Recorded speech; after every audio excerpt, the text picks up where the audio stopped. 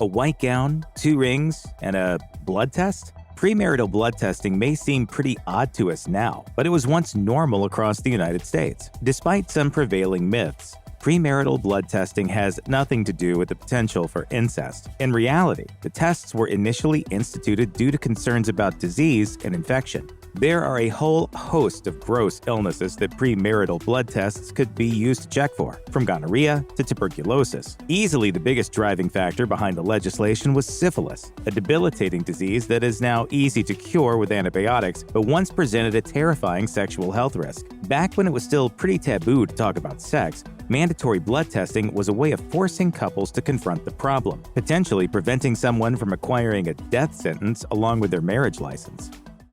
Beautiful. While syphilis has been around for a long time, it became a particularly big concern during the 1930s, when marital testing was made mandatory in many states. The illness can cause a range of terrible symptoms, from blindness to brain damage. While today the illness is hardly ever mentioned, syphilis was once an enormous health problem that was often spread by philandering husbands or anyone who regularly visited sex workers. It has also often been associated with soldiers, people who tend to care little for societal taboos when enjoying what could be their last day on Earth. The enormous marshaling of manpower during the 20th century's 2 world wars, for example, caused a major spike in syphilis across the globe. According to the Journal of Military and Veterans Health Medical Journal, during World War I, only Spanish flu caused more medical absences among American servicemen.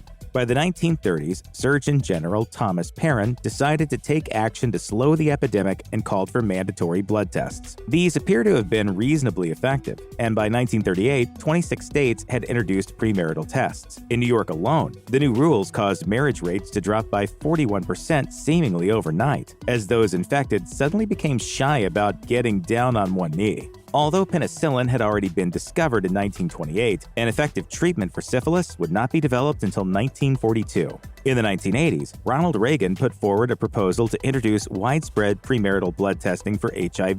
The president argued that tests should be routine, although he added that there should be no legal penalties for those who refused. Reagan's idea got a frosty reception, and he was booed in public for making the suggestion. Nonetheless, both Louisiana and Illinois introduced mandatory premarital HIV testing in 1988. The test results were strictly confidential, but the legislation was still controversial. The results of the experiment ultimately suggested that testing on a state-by-state basis does not work very well. A study in the American Journal of Public Health found that both states saw a drop in marriages, but there is an increase in marriages in their neighboring states. In other words, people simply cross state lines to avoid the tests. Will you marry me? According to an OLR research report, so few people tested positive for HIV in the Louisiana and Illinois tests that the legislation was repealed in both states.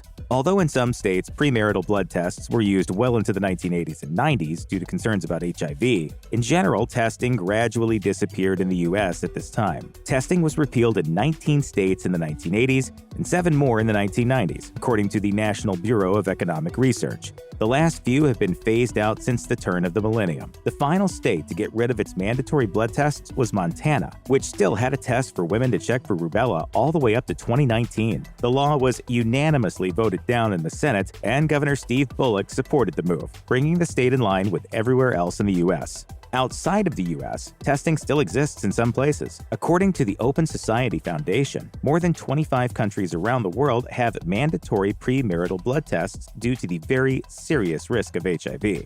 Countries that require tests include Guinea and Saudi Arabia, and many other nations strongly encourage tests, though they are not mandatory.